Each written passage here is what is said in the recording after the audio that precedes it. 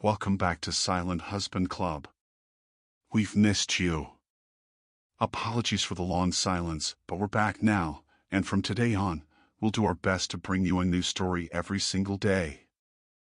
It didn't start with a fight, or a lie, or even a glance. It started with a gift, a ring. Beautiful, silent, deadly. And by the time she slipped it onto her finger, she had no idea. I had already stopped being her husband and started becoming her shadow. If this story pulls you in, don't forget to like, subscribe, and drop a comment below. Your support helps us tell more of these raw, unforgettable stories. The evening began with a strange kind of calm. The kind that feels like a blanket, soft, warm, familiar, and yet dangerous. I sat across from her at the oak dining table, watching how the candlelight flickered over her face. Claire. My wife. Her cheeks glowed gently in the golden light of what we both used to call home. In the corner, Jazz whispered through the room. Not loud enough to disturb. Not quiet enough to ignore. Just enough. Just like everything in our life, perfectly measured. She laughed at something I said. Not really. Not truly. I knew that laugh too well. There was a split second of hesitation, barely noticeable, but to me, it screamed. A glance just slightly off. A delay just long enough to tell me what I already knew: something had changed. Years ago, I would have brushed it off. Ignored the signs. I'd been doing that for far too long. But tonight was different. What she didn't know, couldn't know, was that I had stopped trusting her weeks ago. I had started listening. Really listening. And tonight was the beginning of something else entirely. After dessert creme brulee from her favorite place, I excused myself and walked down the hallway. Her eyes followed me with mild curiosity, but no concern. When I returned, I held a small velvet box. She raised an eyebrow. A gift. I smiled and sat back down. Just because. For us. I opened the box. Inside was a ring. Clean. Modern. Platinum, with a single deep blue sapphire. Elegant. Understated. And painfully honest. Claire blinked, surprised. It's beautiful, she whispered. I nodded. You've been working so hard lately. I figured, you deserve a little sparkle. She ran her fingertips across the stone, then slowly slid the ring onto her finger. Perfect fit. How did you know my size? She asked. I smiled. I take care of the insurance paperwork, remember? She leaned forward and kissed me, quick, soft, automatic. Then leaned back to admire the ring once more. Beautiful. Innocent. Maybe. I poured us both another glass of wine. We talked. About her students, the madness at her school, the upcoming girls' weekend with Vanessa and Rachel. Her voice danced lightly through the room. Too lightly. But I was no longer just hearing her. I was hearing through her. Because as of that afternoon, every word she spoke, every breath she took, traveled from that ring, straight into my phone. Later, as she packed her bag, I stood in the doorway of our bedroom. She folded a sweater, paused for a beat too long. The cabin's pretty remote, she mumbled. No signal up there. Honestly, I think it'll be good to unplug for a bit. I nodded. Sounds peaceful. You sure you've got enough warm clothes? She smiled. But there it was again, that hesitation. That tiny crack in her voice she couldn't feel, but I could. Like a draft slipping through a locked door. Tell Vanessa I said hi, I added. Will do, she replied, not looking at me. That night, she slept beside me, breathing slow and even. I lay awake, eyes on the ceiling. I wasn't angry. Not yet. Anger is loud. What I felt was quiet. A whisper curled deep in my gut. The ring caught a glint of moonlight like a promise. Or a weapon. And inside its silent core, nothing. Not yet. Down in my office, I sat in the glow of the screen. The waveform of the first recording danced silently across the monitor. File name, ring /_audio /00001. Timestamped. Clean. Innocent. I reached for the headphones. No hesitation. No drama. Just a man crossing a line he couldn't uncross. A click. Then, static. Fabric brushing the mic. Then, voices. Footsteps. Laughter. Car doors. And then, her voice. So close, so real, I almost turned around. Vanessa, you're spilling the wine.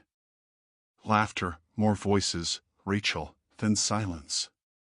And then the words that would tear the floor from beneath me. But that was only the beginning.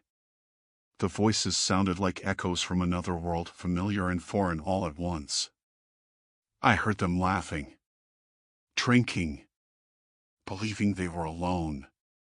And then came the moment I wasn't ready for. Vanessa's voice, sharp, teasing. Can we finally talk about your little extra adventures, or are we still pretending you're the perfect wife? Laughter. Nervous, mocking. Then Claire's voice, lower now. Tighter. Vanessa, please. Oh, come on, Rachel chimed in. He has no idea, right? A pause. A pause that made my chest seize. And then Claire said it. I didn't plan it, it just happened. And it happened again, I thought. Vanessa burst out laughing. Oh, please. First time's an accident. Second time's a choice. Third time? That's a hobby. I sat frozen. In my ear, her voice. My wife. The woman I had built my life around. And there was no shame in her voice. No guilt. Just this terrifying ease, this casual betrayal. I mean, I like him. Really, she said. But he's so predictable. Same routine. Same smile. Same bedtime. I feel safe with him, but not alive.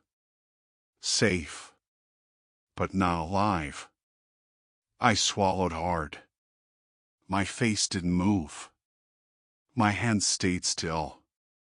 But something inside me fractured. And I kept listening. Names. Jokes. Days of the week. Daniel. Boston. Hotel. While I was chopping vegetables in our kitchen, she was. I didn't stop the recording. I couldn't.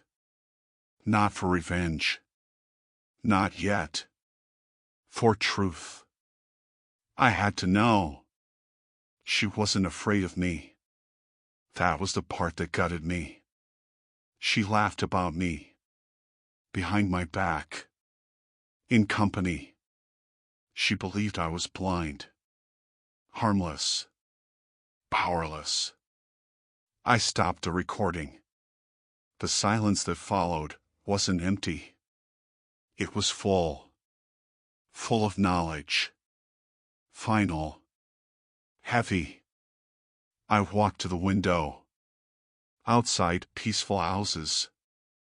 Lives that weren't mine. A dog barked. Then stopped. I leaned my forehead against the cold glass. How many times had she lied to my face? How many times had I mistaken boredom for fatigue?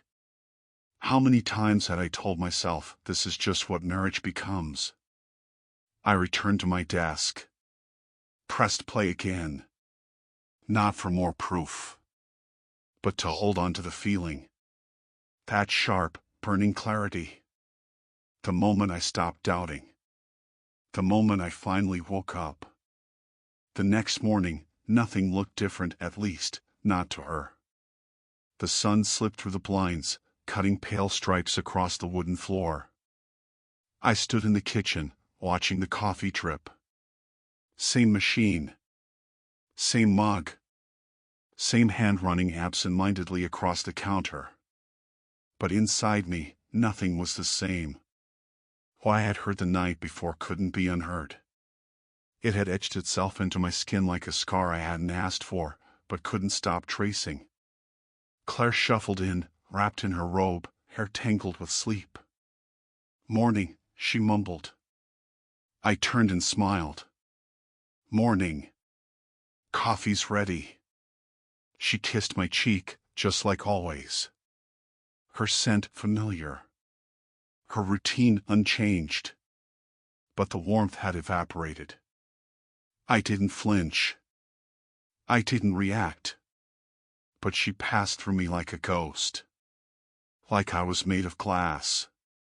She sat at the table, scrolling on her phone. Vanessa's losing her mind.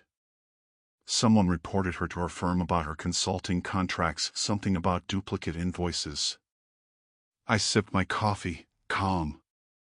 That sounds serious. She nodded, distracted.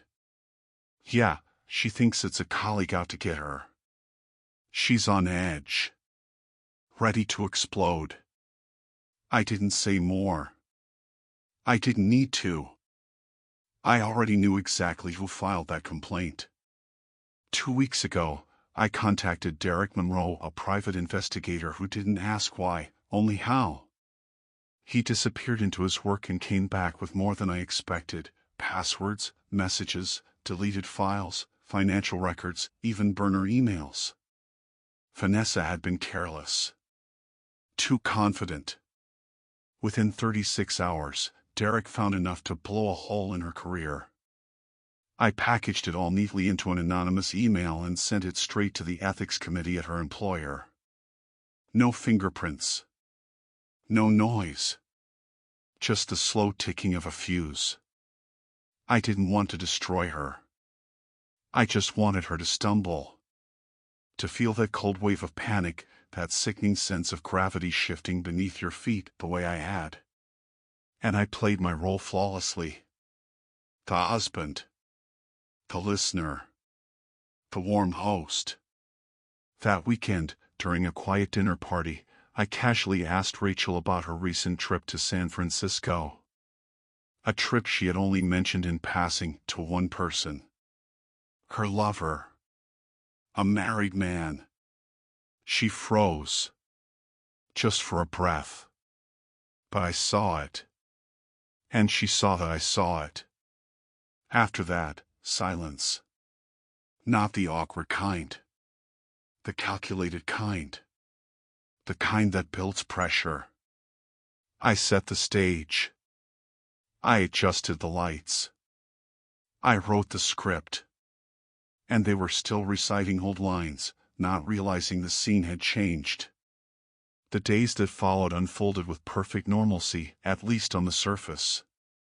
But underneath the words, behind the smiles, something was unraveling. Claire didn't notice it at first. Or maybe she did, and tried not to. Over breakfast, she mentioned that Vanessa hadn't responded to her messages. Rachel was being distant too. Maybe they're just busy, she laughed, brushing it off. But there was a tremble in her voice. That brittle edge to her laughter that no longer reached her eyes. She was beginning to feel it, the tilt of the room, the shifting ground.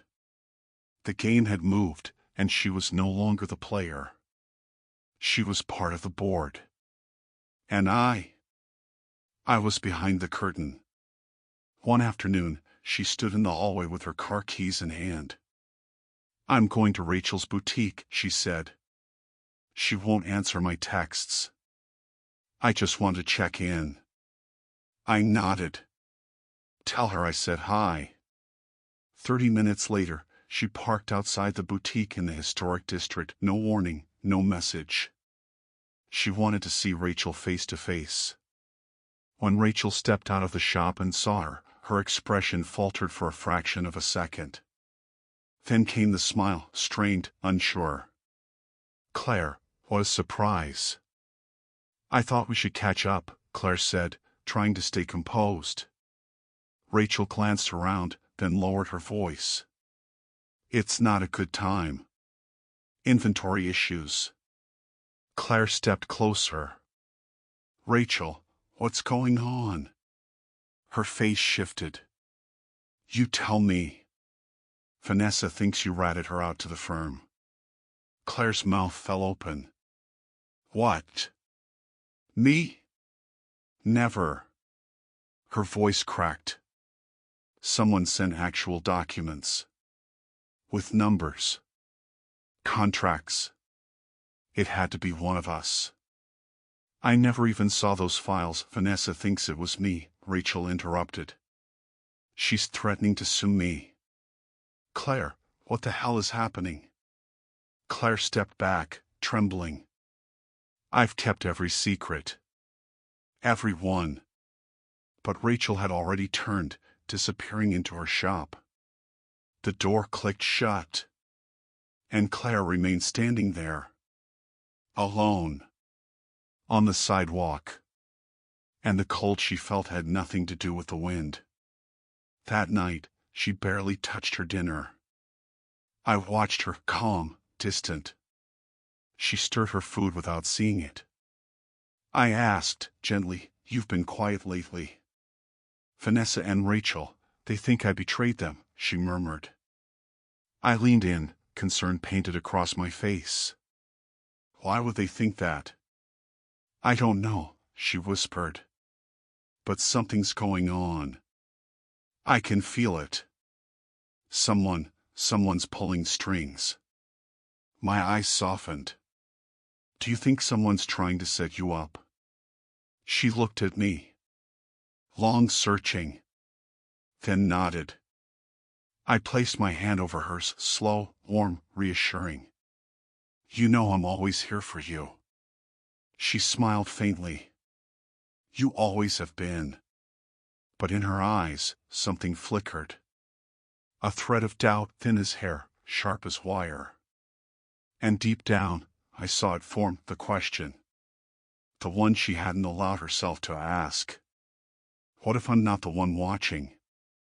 What if I'm the one being watched? 2 days later, an unremarkable package appeared on the kitchen table, tucked between a stack of utility bills and grocery flyers. No return address. Just her name, printed in flat, anonymous lettering.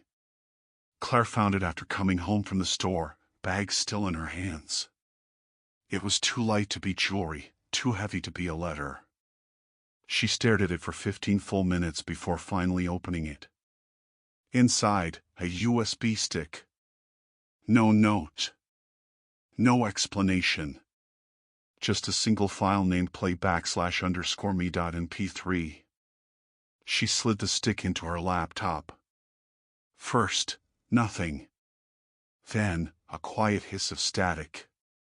And then, her own voice. Laughter. Conversations. Words that no longer belonged to the moment they were spoken. I heard her scream before I saw her. A sharp, brittle sound from the office upstairs. I found her hunched over the laptop, one hand clamped over her mouth, the other frozen on the mouse. Her shoulders trembled. I stepped into the room, slowly. "Claire?" She turned. Her face pale, eyes wide. Between panic and something else. Recognition. Her lips moved, but no sound came out. I stepped closer. On the screen, the recording played. He's so predictable, it's like living with a GPS, Vanessa laughed. Then Claire's voice followed, calm, resigned, dangerous in its honesty. I reached out and paused the track. Silence. How long have you had this? I asked gently. Just now, in the mail, her voice rasped. Do you know who sent it? No, but someone's been recording us. Me. Vanessa. Rachel. She looked lost. Frightened in a way I hadn't seen before. And I watched her. Not with rage. Not even pity. But with a quiet, clinical stillness.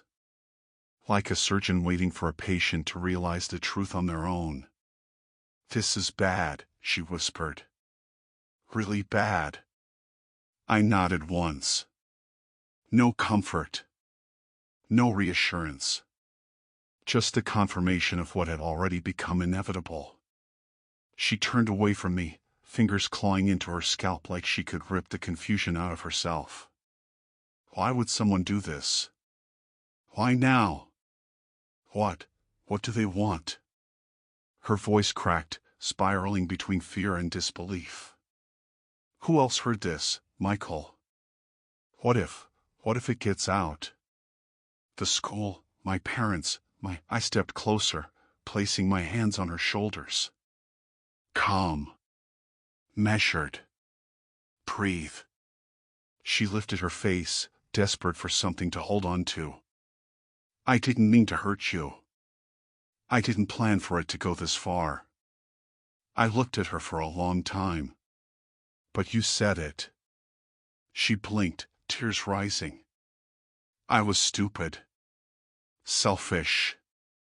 I know, but it wasn't love. It didn't mean anything.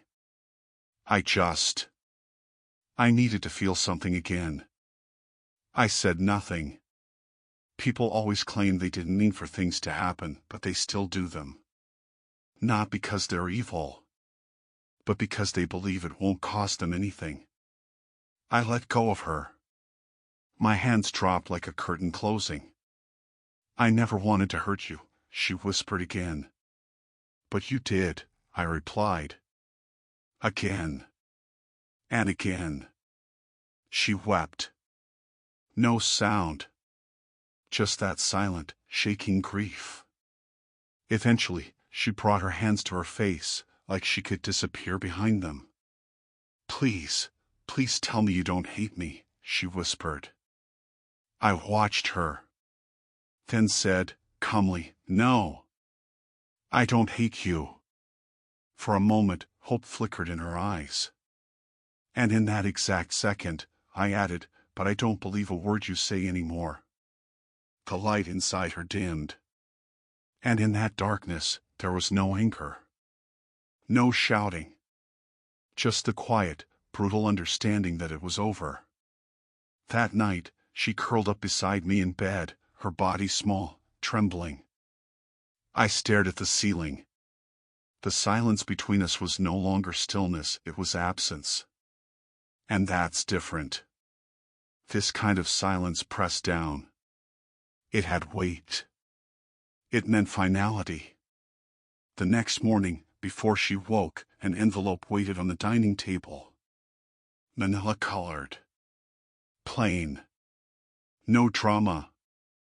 No screaming. Just paper. And signatures. When she found it, she stood in the doorway, robe clutched to her chest. You had this ready? I sat at the kitchen counter, sipping my coffee. Yes. Her lips quivered. And for the first time, she really looked at me. The man she had lied to, cheated on, laughed at. I looked back. Not with cruelty. Not with fury. But with something far more devastating: indifference.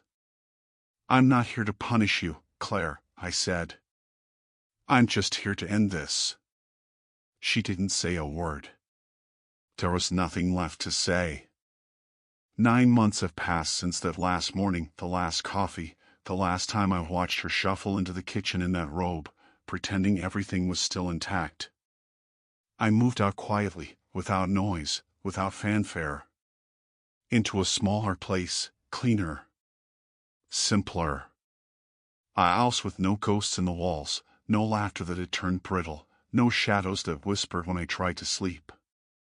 My days are stripped to the bone now. Wake up at 5:30, 3 miles before breakfast, a quiet hour with the paper, and then work. Remote. Peaceful. No surprises. No echoes. I don't crave excitement anymore. What I crave is clarity. And silence, the real kind, the kind that doesn't hide anything beneath it. Sometimes, in the still hours of night, I hear it again, that tiny click. The almost imperceptible sound of a microphone activating inside the Sapphire ring. The moment betrayal began. No one else heard it. Just me. But that was enough. That one sound separated everything, before and after. Claire lives above a bakery now, in a cramped rental she can barely afford. I don't follow her life, not anymore, but the fragments still reach me, through old friends, accidental overlaps, a name dropped in passing. Her teaching license was suspended. Some private message, supposedly never meant to be sent, surfaced in a parent's forum. The content wasn't scandalous. The tone was. The board called it unprofessional. She called it a setup. The committee didn't agree. The decision was final. Vanessa lost her job. The investigation turned into a lawsuit, which dragged her through months of legal hell. Rumor has it she's looking for work under a different name. Privately ruined. Publicly humiliated. Rachel? She vanished. Moved to the coast. No forwarding address. No calls. No trace. 3 women who thought they owned the board and by the end couldn't even find their own pieces. That was never my plan. I didn't want a spectacle. I didn't want wreckage. All I wanted was to reclaim something they had taken, truth. The kind you can't erase or edit or spin. The kind that sits in your chest like a stone and refuses to move. Claire never reached out again. Not once. Not even to ask why. Maybe pride held her back. Maybe shame. Or both. But I've heard, from someone who still sees her now and then, that she spends hours at her window. Just staring. And in her hand, sometimes, she still holds the ring. Cold now. Just metal. No more signal. No more secrets. She doesn't wear it. Can't. But she hasn't thrown it away either. I'm told there are nights she presses it to her lips. Says things to it. Regret. Apologies. Wishes. But the ring was never meant to forgive. It was only meant to remember. I never asked Derek Monroe for another report. His last file had only 3 words, mission complete. I deleted it without reading. I already knew. More than enough. This was never about revenge. Not in the way people think. Not fury. Not punishment. Just exposure. I wanted the rot to come into the light. And it did. Quietly. Precisely. Irrevocably. One rainy Friday afternoon, I walked into the City Museum for the first time. I never cared much for art before. But something pulled me inside. Through halls of glass and light and silence, I wandered until I stopped. There, in a small glass case, sat a ring. Cold. Simple. The plaque beneath it read, "Artifact of trust, a symbol too easily given, too rarely understood."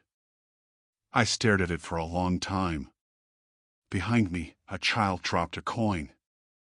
It rolled across the marble floor, spinning, humming, and then stopped. That sound. That click. I smiled. Not because it was beautiful, but because I remembered.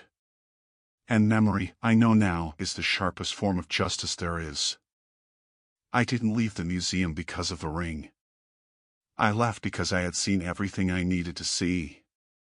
That little display case, the words on that plaque, they weren't about the ring in the glass.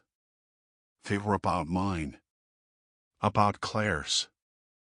About what it meant when someone gives you something that shines, not because it loves you, but because it blinds you. I walked out into the rain, hands in my pockets, collar up, the storm sliding down my skin like I deserved it. And maybe I did. Not for what I did, but for what I let happen for so long. At home, I moved through the silence like a man returning to a space that finally accepted him. I made myself a cup of coffee, like always, same mug, same sequence of sounds. The clink of the spoon, the low hum of the machine, the hiss of hot water. But now those sounds weren't just background noise. They were ritual. Reassurance. Each one a reminder that I was finally, fully alone and somehow, still whole. I don't think of her often anymore. But when I do, it's not with hatred. Not with longing. It's something else. A quiet bewilderment. Like staring at an old scar and trying to remember how exactly it hurt and realizing you can't. Just that it did. I wonder, sometimes, if she knows exactly when it all began to unravel. If she ever traces it back to that moment in the cabin with Vanessa and Rachel, the first careless words, the first laugh she thought no one would hear. Or if it was only later, when she opened that anonymous envelope and heard her own voice become the weapon. Maybe it wasn't until she saw my signature on those divorce papers. Maybe she still doesn't know. Maybe that's her punishment.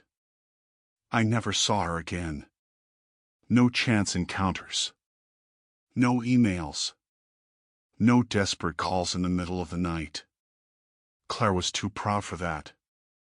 Or too broken. Or both.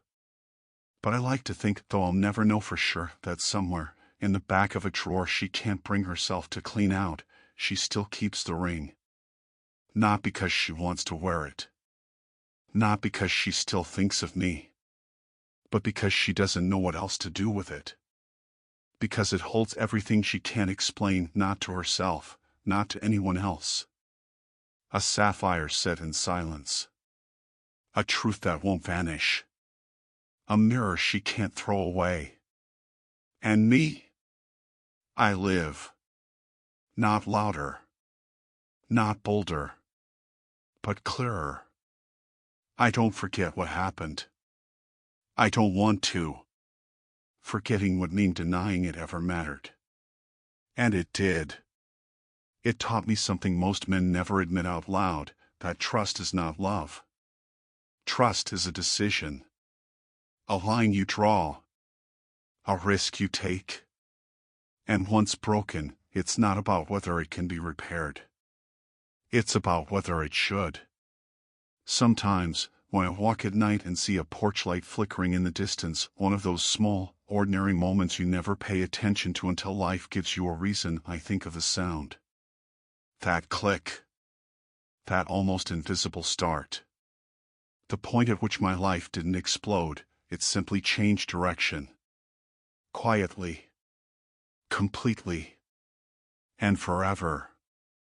Some nights, when the city holds its breath and the streetlights burn soft through the mist, I find myself standing by the window, mug in hand, eyes tracing the rain as it draws thin silver lines across the glass. There's no drama in it. No music rising behind the moment. Just stillness. And me. I used to think silence meant emptiness. That it was what was left when love ran out, or when pain had nothing left to burn. But that was before. Before the ring. Before the truth. before I learned that silence can also mean resolution. It can mean freedom. A clean page. A finished sentence. I don't replay the recordings anymore. I deleted them all. Not out of forgiveness. Not to forget. But because I didn't need to hear her voice again to remember what it meant. The betrayal wasn't in her words. It was in the way she said them so easily, like I had never really mattered at all. Like I had been the background of her life, not the heart of it. And that, more than the affair, more than the lies, that was what cut deepest. Not the act. The indifference.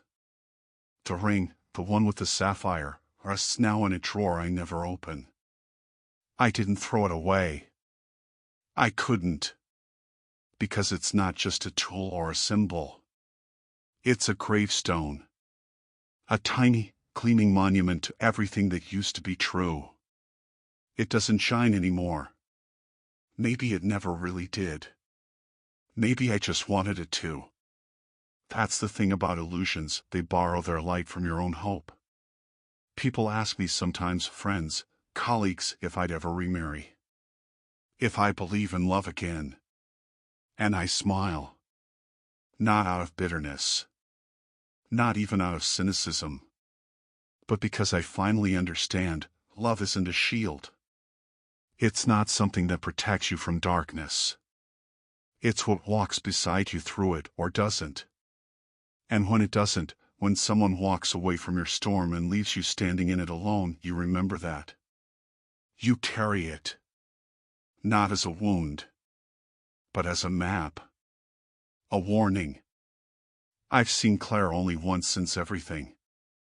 I didn't expect it. It was a gray afternoon, and I was crossing the square near the museum. She came out of a bookstore, clutching a paper bag to her chest, head down. She didn't see me. Or maybe she did and chose not to. Her face was thinner. Paler.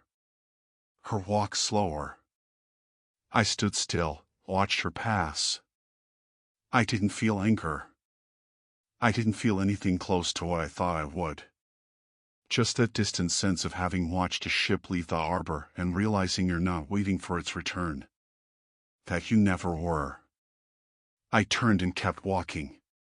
And in that moment, not when I left the house, not when I signed the papers, not even when she cried and begged me to believe her, but in that moment, watching her silhouette disappear into the fog, I realized something I hadn't dared to accept before. It wasn't the betrayal that defined me. It was the choice not to become the thing I hated. I didn't burn her life down. I didn't scream in courtrooms or poison her name. I didn't let the darkness she brought into our home become my home too. I watched. I listened. I learned. And then I walked away. Not to win. Not to punish. But to reclaim the one thing she never truly saw in me. Strength. Because sometimes justice isn't loud. Sometimes it's quiet. Like a man sipping coffee by the window. Like a sapphire ring locked in a drawer. Like the sound of your own breath in a room no one else enters anymore, and knowing, finally, it's enough. Thank you for watching. If this story touched you, shocked you, or simply made you think, don't keep it to yourself. Leave a comment, your thoughts, your story, your truth. Subscribe for more raw, real, and unforgettable confessions. And if this story made you feel seen, share it. Someone else might need to hear it too. You're not alone here. This channel is a safe space for those who've been betrayed, broken, and rebuilt.